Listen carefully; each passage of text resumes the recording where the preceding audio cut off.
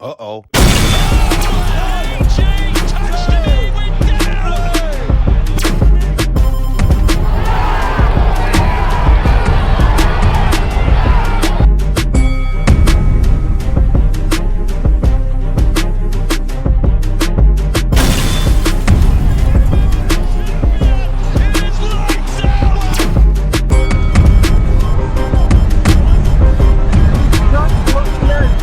Up in her last two fights.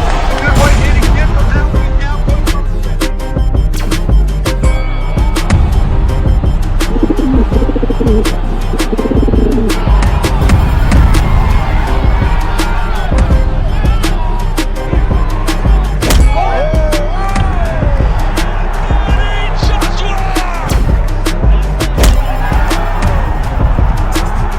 Welcome to the motherfucking relay. We're covering today's top boxing news.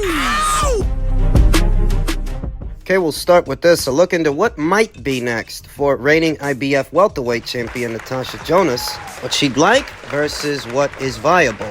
For me, it has to be Katie Taylor, Jessica McCaskill, or Michaela Mayer, Jonas said of who she wanted next just a few days after her win in Liverpool. But her hopes of a quick return to the ring appear to have been dashed. Jonas wants to fight again in May, but there is seemingly nothing even remotely on the horizon for the former Olympian. The question is, why? Every time a boxer fighter mentions a matchroom fighter, I chuckle a bit. She says she'd like to fight Katie Taylor. Is she willing to go back to Matchroom and DAZN to do it? I don't think so. Do I expect that Katie Taylor, who would be the A-side fighter, do I expect Katie to cross over, go to Boxer for her? I don't think so. Does Katie Taylor even want to run it back with Natasha Jonas? Does she want a second fight? Is she asking for one? I don't think so. Thus, it seems redundant to me to even mention her, but I guess it's just something that Natasha wants. Maybe something she wants, but she knows she's not going to get. Katie's not realistic and Jessica's busy. Jessica McCaskill was more than in consideration, at least by the Jonas inner circle.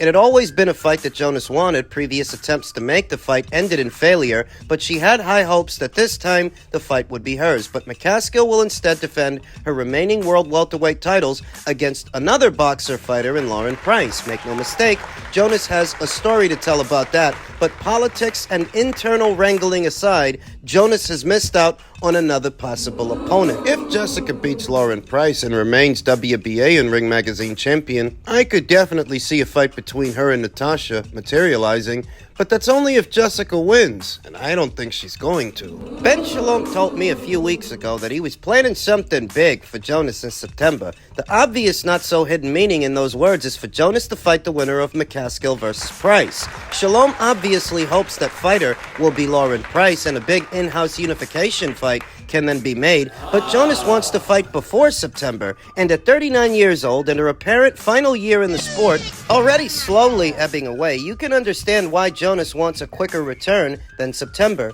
2 more fights this year is the minimum Jonas wants out of 2024. Run it back with Michaela then. I don't think Michaela Mayer's busy with anything.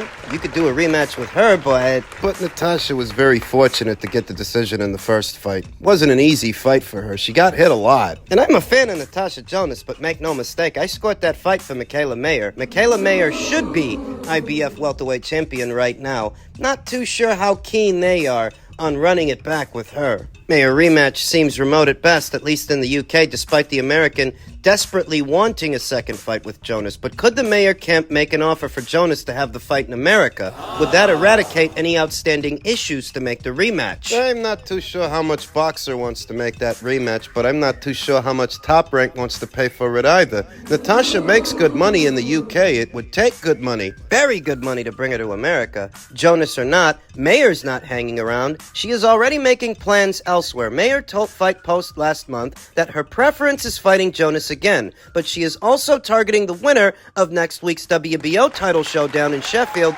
between Sandy Ryan and Terry Harper. If Boxer wants to make the rematch, they need to move quickly. But do they? Jonas isn't the problem. The Liverpool fighter has already said if Taylor or McCaskill are not available, then she'll run it back with Michaela. So she says. A possible fight with the Croatian Ivana Habazin for the now vacant WBC welterweight title seems highly unlikely. Habazin intends to fight for that title in April, at the time of writing. That won't be against Jonas. Habazin and her team already had a ready-made replacement for McCaskill when it seemed likely that the American wouldn't fight her next month, and was more than likely to go with the Lauren Price fight instead, therefore forfeiting her WBC title in the process. Habazin was the mandatory for that belt. Way I see it. Ivana Habazin becomes WBC champion in April. I could see Natasha Jonas fighting her in a unification match in September. It's not as big a fight as a Mayer rematch. Certainly not as big as a Katie Taylor rematch. Or a McCaskill fight, if Jessica McCaskill beats Lauren Price, but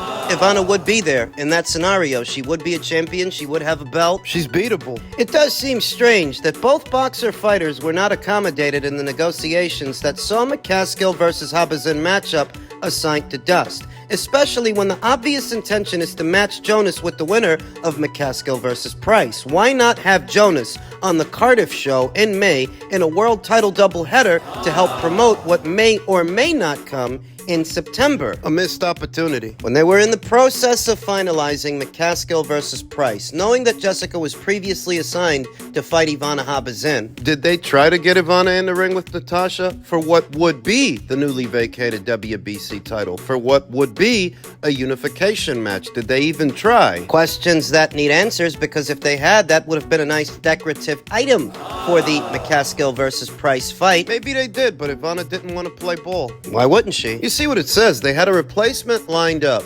And there's a difference between fighting for a vacant title and winning a title to then approach a fight as a champion. Maybe Ivana's people want her to become champion first before she faces one of the other champions at the weight, so they can in turn negotiate a better purse. Just bouncing ideas around in any event. For the time being, Natasha Jonas is left without a dance partner. We may not see her again. We may not see her in action again until September. What could be her final year in the sport of boxing. Men's super lightweight news. Subriel Matias versus Liam Paro is now set for June in Puerto Rico.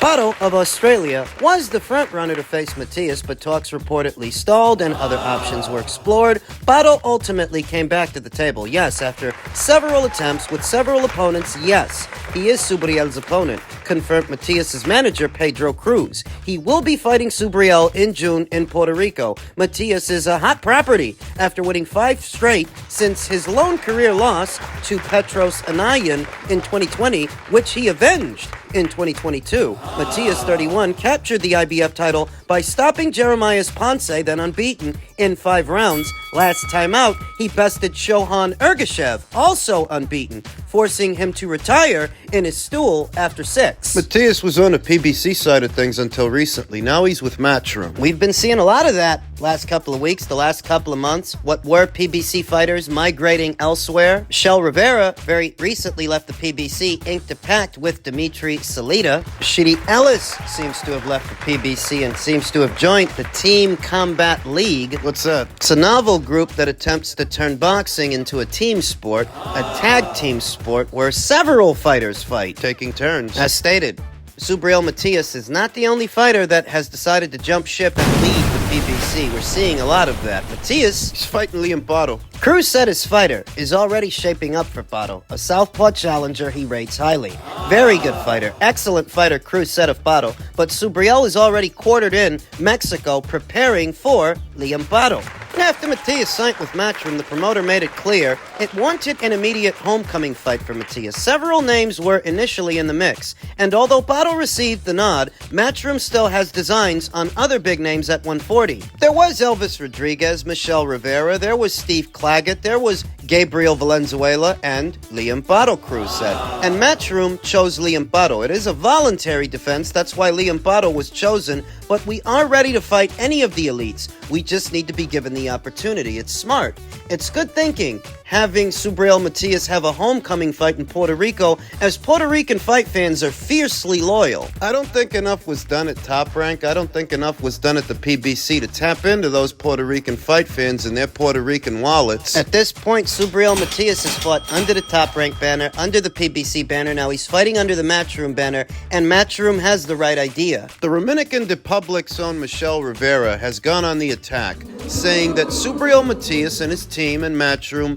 lowballed Elvis Rodriguez. There are rumors circulating that they were only offered $80,000 for the fight. $80,000. Do you think that's true? I think Liam Paro is better than any of those aforementioned fighters, than Elvis Rodriguez, than Michelle Rivera, Steve Claggett, Gabriel Valenzuela. I think he's a better and more solid fighter than those fighters who's impressed me more than they have. His knockout win over Jock Barvis, his knockout win over Montana Love. He's a crafty southpaw with some power and countering ability. And I like the Liam Paro fight more than I would have liked those fights. If you want to know what I think. There's nothing so impressive about Elvis Rodriguez or Michelle Rivera that I'm going to cry a river they didn't get the opportunity. Elvis Rodriguez and Michelle Rivera, what are two PBC fighters? What were? Just told you. Michelle Rivera very recently signed to Dimitri Salita, who has a broadcast deal for a series of fights on the DAZN platform. He doesn't seem to be with the PBC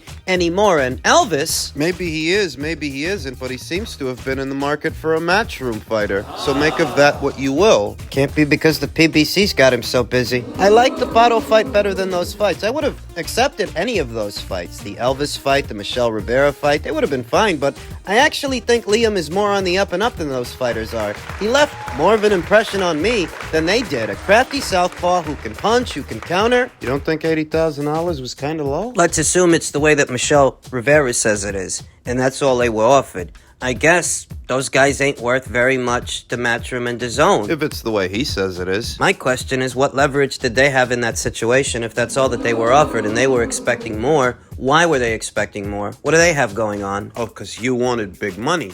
Are you a big name? I saw some arguing that the island of Puerto Rico, a fight between a Puerto Rican and a Dominican might sell better than a fight between a Puerto Rican and an Australian. I saw some people making that argument. Which is true. Though because this is a homecoming fight for Subriel, I feel like it's going to sell either way, irrespective of the opponent being Dominican or the opponent being Australian. People are going to go. Like I said, Liam's impressed me more in his last couple of fights than those guys have. Those guys are forgettable, I'm sorry to say. No nice way to say that. Well, I'm not here to be nice. I'm here to be honest. Tell me something, and I hope that I could come to him and tell him something. Do you know what I mean? Like, don't forget, all these boxing is out here because of me. And that's a fact.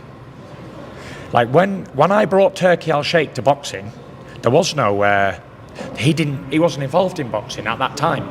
And then when he did the deal with me, it opened all this up. So, like, all these boxers and things, yeah, they're out here because of me, because I started all this off. Yeah, that's bullshit.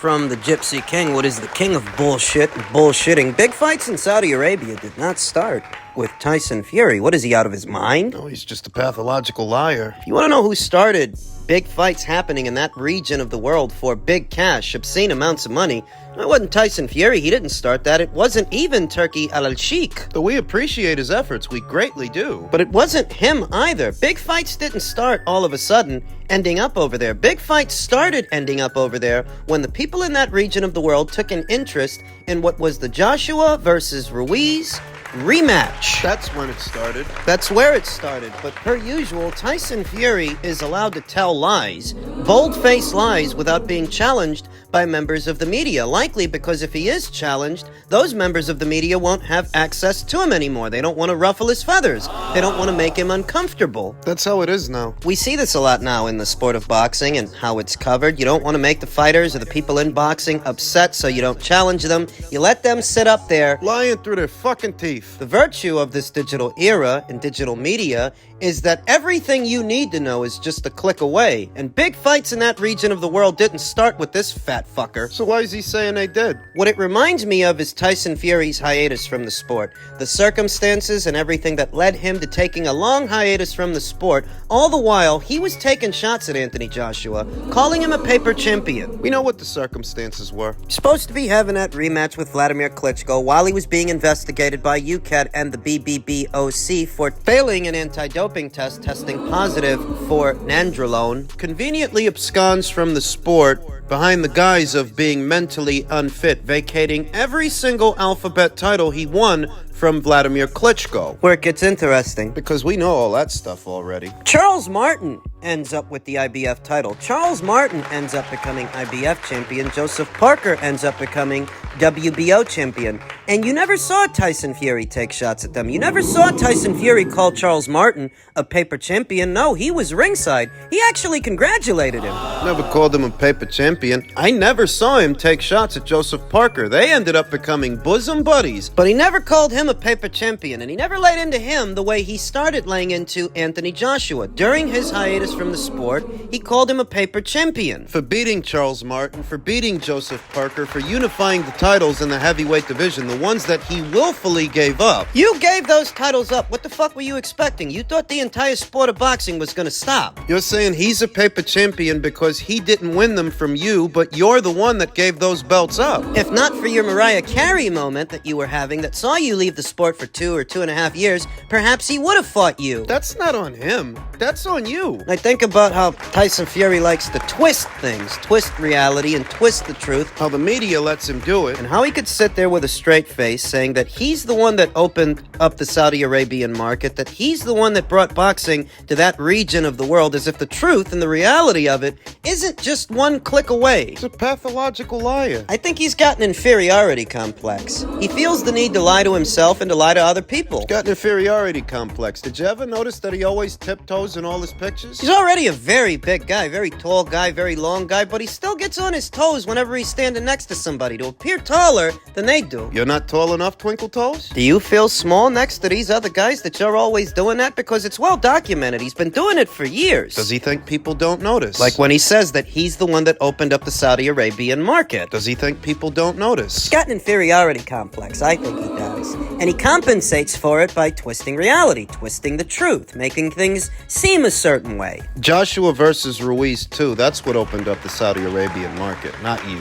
If we're being honest, all the interest and all the money that started flowing in the heavyweight division, Anthony Joshua is the catalyst for all of that, not Tyson Fury, because even after Tyson Fury beat Vladimir Klitschko and he took those belts from him, That was one of the worst heavyweight title fights I've ever seen. that's not the fight that set the division ablaze. He's not the fighter that caused that to happen. It was Anthony Joshua when he fought Vladimir. Stark contrast between Anthony's fight with Vladimir and Tyson's fight with Vladimir. Anthony's fight was a crowd pleaser. Tyson's fight was a stinker. What really garnered interest in the heavyweight division and heavyweight boxing, what set that entire division ablaze, was Anthony Joshua's fight with Vladimir, his efforts to unify the titles and become undisputed. That's what got us here. What opened the door for big-time boxing matches to end up in Saudi Arabia? Once again, that was Anthony. I think he struggles with that. Yeah, he does. I think he's always resented that Anthony Joshua was more well-liked